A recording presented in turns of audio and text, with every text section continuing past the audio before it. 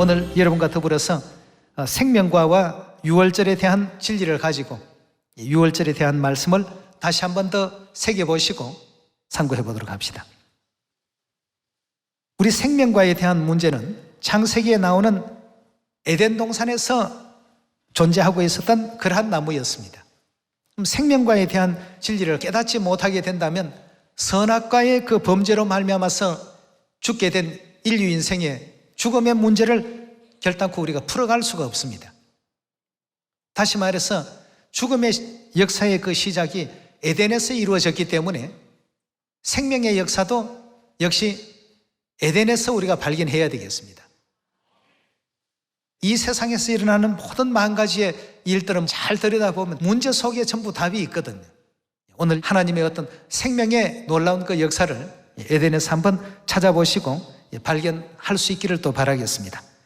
자, 그렇다면 먼저 에덴에 대한 이 장면들은 이해하려면 비유적인 내용을 통해서 인류에게 알려주시는 하나님의 그 뜻을 원칙부터 먼저 이해를 하고 에덴 동산의 역사로 한번 들어가 보도록 하겠습니다.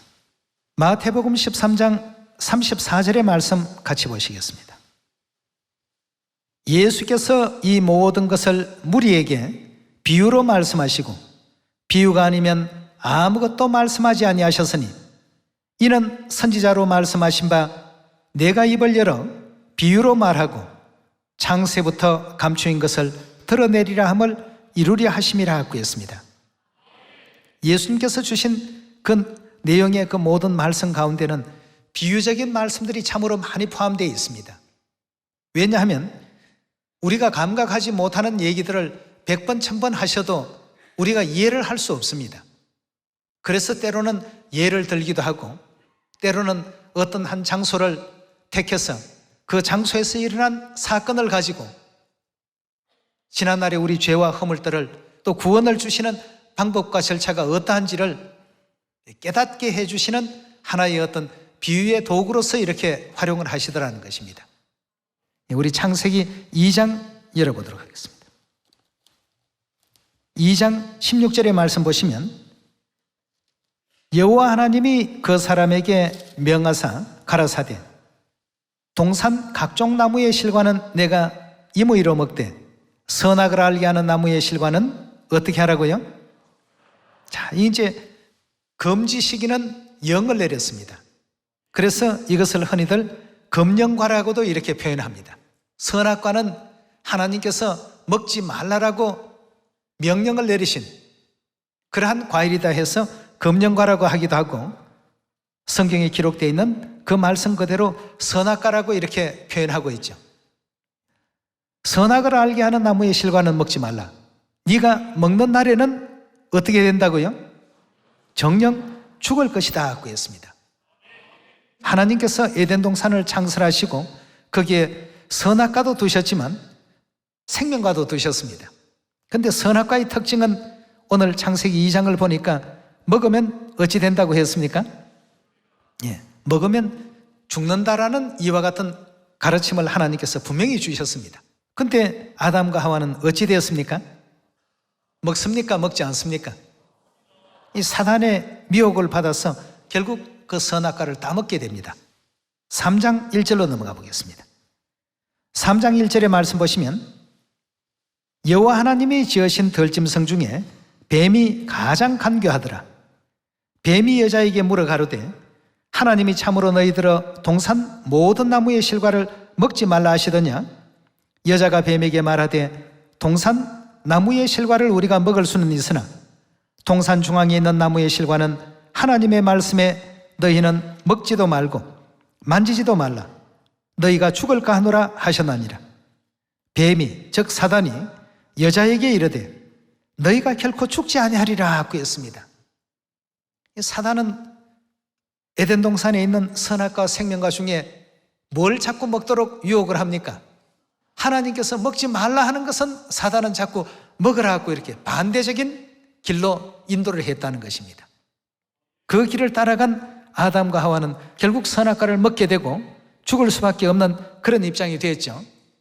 자, 그렇지만 하나님께서는 에덴 동산의 죽음의 어떤 비밀뿐만 아니라 생명의 비밀도 에덴 동산 안에 깊숙이 숨겨 놓으셨습니다. 이걸 이제 우리가 발견해야 되겠습니다.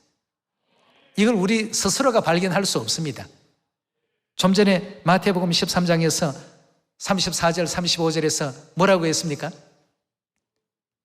비유를 통해서 창세부터 감추인 것을 어떻게 한다고요? 다 드러내 주신다고 했습니다. 누가 말입니까? 우리 하나님께서 이와 같이 오셔서 이제까지 가려져 있고 감춰져 있고, 그냥 우리 에덴 동산 얘기 같으면 선악과 생명과 아담, 하와 이런 어떤 표면적인 얘기밖에는 모릅니다만, 이것이 의미하고 있는 내용이 과연 무엇일까? 하나님께서 어떤 의미로 이와 같은 사건이 일어나게 하셨고, 이런 어떤 사건을 통해서 인류에게 무엇을 가르치시고자 하시는 뜻이 계신가를 여기서 우리가 발견을 해야 되겠습니다. 그 선악과를 먹고 죽게 되었던 아담과 하와에게 영원히 살 수 있는 길이 없을까? 있습니다. 바로 이제 생명과만 먹으면 선악과의 그 모든 죄에서 벗어날 수 있는 특별한 길을 하나님께서 예비하지 않았습니까? 자, 그 장면을 한번 3장 22절에서 확인해 보겠습니다. 여호와 하나님이 가라사대 보라, 이 사람이 선악을 아는 일에 우리 중 하나같이 되었으니 그가 그 손을 들어 어떻게 된다고요? 생명나무 실과도 따먹고 어찌 된다고 했습니까? 선악과는 먹는 날에 죽으리라고 했는데 생명과는 따먹으면 어떻게 한다고요? 영생한다고, 이렇게 각각 그 두 나무의 특징이 따로 있었습니다. 선악과는 먹으면 죽음을 가져오게 되고 생명과는 먹으면 영생을 가져오게 되는 이와 같은 그 나무로 존재했던 것입니다. 그럼 아담 하와가 설령 선악과를 먹었다 하더라도 생명과를 먹을 수 있는 길만 있다라고 한다면 선악과의 모든 그 죽음에서 벗어날 수 있습니까? 없습니까? 분명히 벗어날 수 있습니다. 그렇지만 하나님께서 이 생명나무에 이미 죄를 지은 죄인들은 침범하지 못하도록끔 하나님께서 그 길을 전부 차단을 시켰습니다. 우리 23절에 가서 보겠습니다. 여호와 하나님이 에덴 동산에서 그 사람을 내어보내어 그의 근본된 토지를 갈게 하시니라. 이같이 하나님이 그 사람을 쫓아내시고 에덴 동산 동편에 그룹들과 두루 도는 화영검을 두어 생명나무의 길을 지키게 하시니라 하고 했습니다. 자, 마귀에게 꾀임을 받아서 선악과를 먹었던 아담과 하와, 이제 더 이상 생명과를 먹을 수 있는 이와 같은 길이 막혀버렸습니다.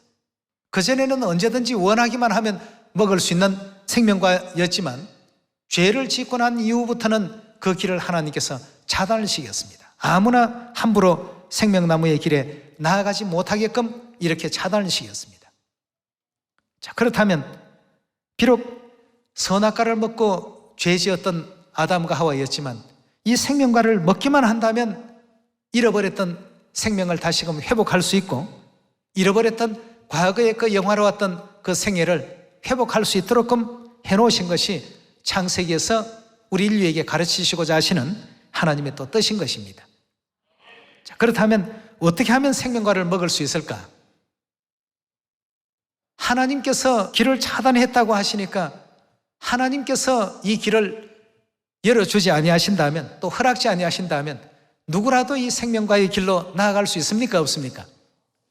결단코 나아갈 수 없겠죠. 자, 그렇다면 이 생명과는 과연 어떠한 실체로서 풀리게 되는지를 한번 성경을 통해서 살펴보도록 합시다.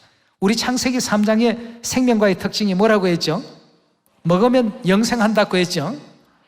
이와 똑같은 내용이 예수님께서 이 땅에 오셔서 가르침 주신 부분이 있습니다. 우리 한번 그 장면 찾아가 보겠습니다. 요한복음 6장 53절의 말씀 보도록 하겠습니다. 예수께서 이르시되 내가 진실로 진실로 너희에게 이르노니 인자의 살을 먹지 아니하고 인자의 피를 마시지 아니하면 너희 속에 무엇이 없다고요? 생명이 없다고 했습니다. 선악과를 따먹고 영원히 죽을 수밖에 없었던 인류 인생들에게는 인자의 살을 먹지 않고 인자의 피를 마시지 아니하면 절대 생명을 얻을 수 없다라고 했습니다. 물론 우리가 움직이고 활동하고 말을 하고 무슨 생각을 하고 이러니까 생명이 있는 것처럼 보입니다만 예수님께서는 생명이 없는 존재라고 이렇게 단언을 해놓으셨습니다. 54절의 말씀 보겠습니다. 54절의 말씀 보시면 내 살을 먹고 내 피를 마시는 자는 뭘 갖는다고요? 영생을 가졌다고 했습니다. 자, 우리 에덴 동산에 있었던 모든 내용들은 하나의 어떤 그 비유로서 잠겨 있었던 이런 어떤 비유의 창고라고 이렇게 볼 수가 있는데 여기에 지금 요한복음 6장의 말씀을 보니까 예수님께서 내 살을 먹고 내 피를 마시면 어떻게 된다고요? 영생 얻는다고 했습니다. 아니, 에덴 동산에서는 선악과 먹고 죽게 된 인류 인생이 생명과를 먹어야만 그 모든 선악과의 독에서 해독될 수가 있고 풀려날 수가 있는데 요한복음 6장에서는 예수님께서 생명과를 주시는 것이 아니라 내 살을 먹고 내 피를 마시면 영생을 얻는다라고 이렇게 말씀을 해놨습니다. 자, 에덴 동산에서는 보니까 생명과의 특징이 먹으면 영생 얻는다라고 되어 있는데 요한복음 6장에서는 어떻게 하면 영생 얻는다고요? 예수님의 살과 예수님의 피를 먹고 마시는 그 사람에게 영생을 주겠다고 했습니다. 자, 그렇다면 구약은 신약의 그림자입니다. 신약은 구약의 실체입니다. 그럼 구약 속에 잠겨 있었던 모든 비유 속에 이 생명과가 의미하는 것이 과연 실체로서는 무엇으로 나타나고 있는가? 요한복음 6장의 말씀과 같이 예수님의 살과 예수님의 피가 에덴 동산에 뭐라는 뜻입니까? 먹기만 하면 영생 얻는 그 생명과의 실체가 무언가를 지금 알려주고 있습니다. 예수님께서 내 살을 먹고 내 피를 마시면 선악과 먹었던 모든 죄에서 해방이 될 뿐 아니라 영생을 얻을 수 있다라고 이렇게까지 강력하게 요한복음 6장에서 언급하고 있습니다. 자, 그렇다면 예수님의 살과 피는 에덴 동산의 무엇에 대한 실체라고요? 생명과에 대한 실체인 것입니다. 예.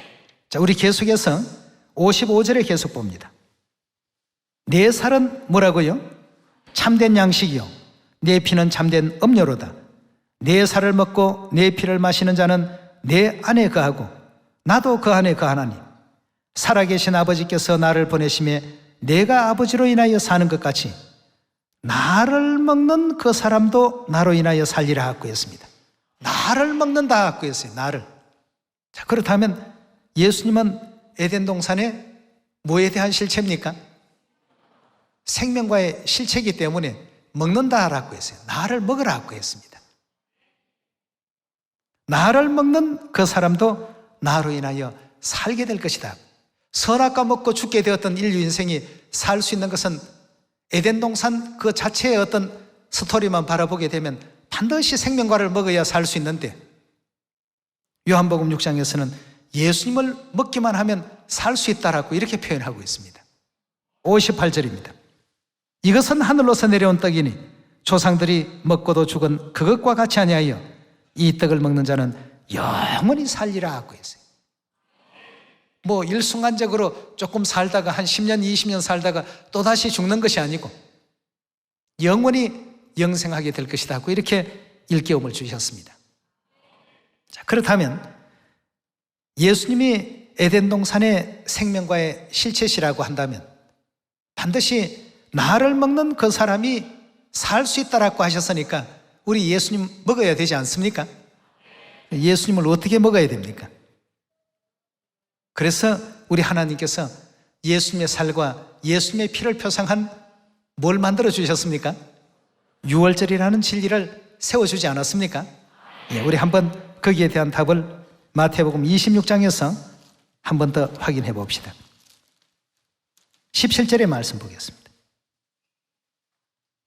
무교절의 첫날에 제자들이 예수께 나와 가로되 유월절 잡수실 것을 우리가 어디서 예배하기를 원하시나이까? 가라사대 성한 아무에게 가서 이르되 선생님 말씀이 내 때가 가까웠으니 내 제자들과 함께 유월절을 내 집에서 지키겠다 하시더라 하라 하신대 제자들이 예수의 시키신 대로 하여 유월절을 예배하였더라 하고 했습니다. 자, 유월절을 준비하고 잡수시는 장면을 26절에 우리 한 번 더 확인합시다. 26절입니다. 저희가 먹을 때에 예수께서 떡을 가지사 축복하시고 떼어 제자들을 주심에 가르사대 받아 먹으라. 이것이 뭐라고요? 내 몸이라고 하시면서, 즉 내 살이라, 그리스도의 성체로서 내주신 것이죠. 27절에 보시면 또 잔을 가지사 사례하시고 그 잔 안에는 포도주가 담긴 잔입니다. 잔을 가지사 사례하시고 저희에게 주심에 가르사대 너희가 이것을 다 마시라. 이것은 죄 사함을 얻게 하려고 많은 사람을 위하여 흘리는 바 나의 피 곧 언약의 피니라고 하시면서, 떡은 그리스도의 몸으로 주셨고 포도주는 그리스도의 보혈의 피로서 인쳐놓으시고 허락해 주신 것입니다. 그래서 누구든지 그리스도의 살과 피를 먹고 마시는 사람은 요한복음 6장에서 뭘 얻게 한다고요? 영생을 얻게 한다고요. 그 영생 얻게 하신다는 것이 에덴 동산의 어떤 과일에 속하는 것입니까? 생명과에 속하는 부분이죠. 선악과를 먹고 죽게 되었던 그 아담과 하와, 생명과만 먹으면 살 수 있는데 생명과의 그 길이 그동안에 다 이렇게 차단이 되었다는 것입니다. 막혀 있었습니다. 근데 2000년 전 예수님께서 이 땅에 오셔서 인자의 살을 먹고 인자의 피를 마시면 영생을 가지게 될 것이다. 자, 이 말씀은 결국 에덴 동산에 뭘 예수님께서 주시겠다는 얘기입니까? 생명과를 친히 주시겠다는 뜻 아니겠습니까? 에덴 동산의 생명과를 내가 줄 테니 너희가 먹고 마시고 이제껏 선악과의 그 모든 죄에 억눌려 있었던 모든 인류 인생들이 이 생명과로 말미암아서 영생도 얻고 구원의 그 길로 나아오라고 하시는 하나님의 가장 위대한 이와 같은 그 가르침이 유월절 안에 있었던 것입니다. 생명과의 그 실체가 되시는 예수님과 또 에덴 동산에 있었던 생명과의 그 관계를 잘 우리가 또 연구해 보게 되면 에덴 동산의 그 생명과는 바로 예수의 살과 피요, 예수님의 살과 피는 곧 유월절의 떡과 포도주였다는 사실로 결론 지을 수가 있겠습니다. 그렇다면 죄 짓고 죽을 수밖에 없었던 온 인류 인생들을 살릴 수 있는 이 지상에 하나님의 가장 유일한, 인류를 구원하는 가장 유일한 길은 무엇입니까? 유월절을 지키라고 이렇게 전하고 외치는 이와 같은 그 내용이 인류를 살리는 명약 중에도 명약입니다. 네. 하나님께서 선악과 먹고 죽게 된 인류 인생들에게 생명과 주시는 날이 바로 뭡니까? 유월절 날입니다. 네. 이 날은 생명과를 얻는 날이요, 그 안에 의미로 본다면 하나님의 거룩하신 살과 거룩하신 피를 물려받는, 즉 다시 말해서 자녀가 되는 위대한 날이기도 합니다. 이 굉장히 유월절 안에는 많은 어떤 의미와 뜻이 내포되어 있기 때문에 여러분들은 결단코 이 유월절에 대한 이 진리를 우리 주위의 사람들에게 잠잠하시면 안 됩니다. 이렇게 하나님께서 살려주겠다고 가르침을 주시는데 왜 이걸 거절할 필요가 있느냐? 모든 종교인들이 아담 하와가 선악과 먹었다는 얘기는 알지만 생명과를 먹는 방법을 가르쳐 주느냐 이겁니다. 가르쳐 준 데 있습니까? 예. 그래서 이 길은 오직 하나님께서 그 길을 차단시켰기 때문에 하나님께서만이 그 길을 열어주실 수가 있습니다. 우리 요한복음 10장에 가서 하나님의 그 뜻을 한 번 더 확인해 봅시다. 요한복음 10장 10절의 말씀 보시면 도적이 오는 것은 도적질하고 죽이고 멸망시키려는 것뿐이요 내가 온 것은, 여기서 내는 누구를 뜻하죠? 예수님께서 이 땅에 오신 그 목적은 뭘 위해서 왔다고요? 양으로 생명을 얻게 하고, 여기서 양은 하나님을 믿는 하나님 백성들을 뜻합니다. 하나님 백성들에게 뭘 얻게 한다고 했습니까? 생명을 얻게 하고 더 풍성히 얻게 하려는 것이라. 그럼 결국 에덴 동산에 선악과 먹고 죽게 된 인류 인생들에게 생명을 얻게 하려면 에덴 동산에 뭐가 필요하죠? 생명과를 예수님께서 그럼 가져오셨는가?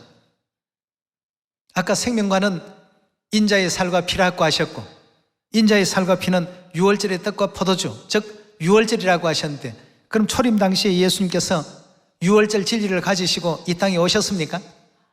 오셨습니다.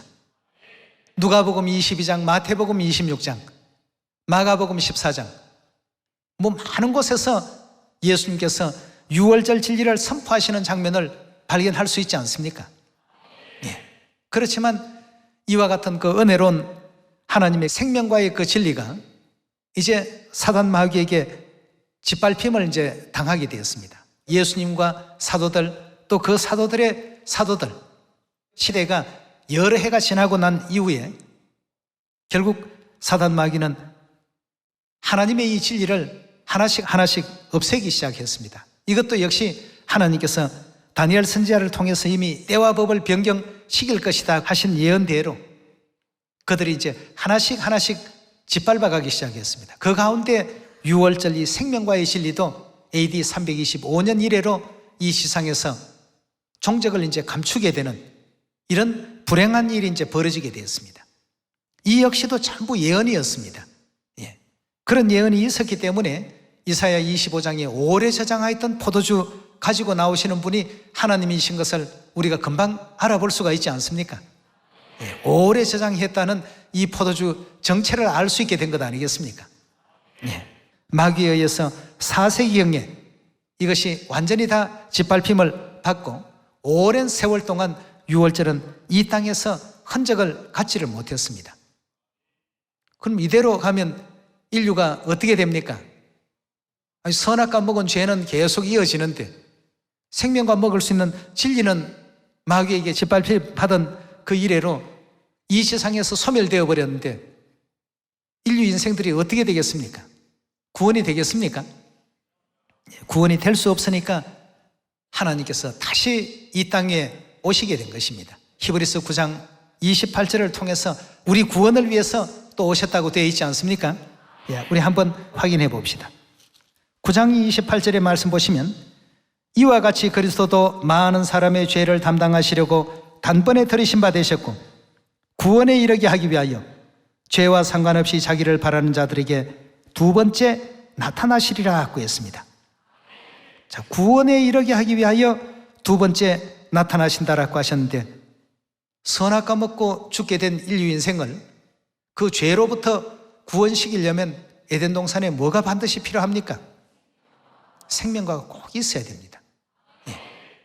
그런데 생명과는 진리로 나타날 때 어떤 진리로 나타났습니까? 그렇다면 구원에 이르게 하기 위해서 두 번째 오실 때는 틀림없이 생명과의 진리인 무엇을 가지고 등장하시는 분이 우리를 구원하러 오시는 분이십니까?